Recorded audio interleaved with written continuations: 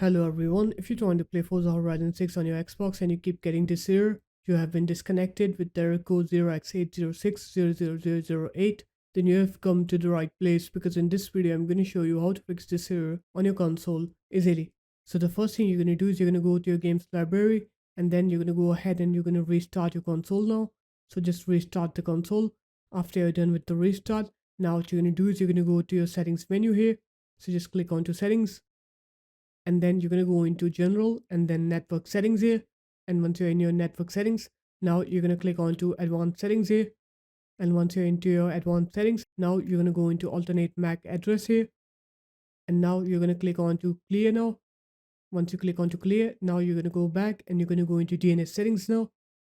And then you're going to go into manual here. And now you're going to put the primary IPv4 DNS here. You're going to put in 8.8.8.8. And in the secondary DNS, you're going to put 8.8.4.4. After you're done putting in the DNS, go back now. And now you're going to go into alternate port selection here. And now you're going to go into manual. And now you're going to select this 54102 port here. After you do that, close the menu up.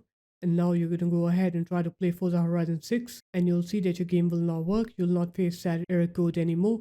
So there it is guys. That's how easy it was. If you guys found this video helpful, make sure to leave a like, comment and subscribe to the channel. And I'll see you in my next video. Peace.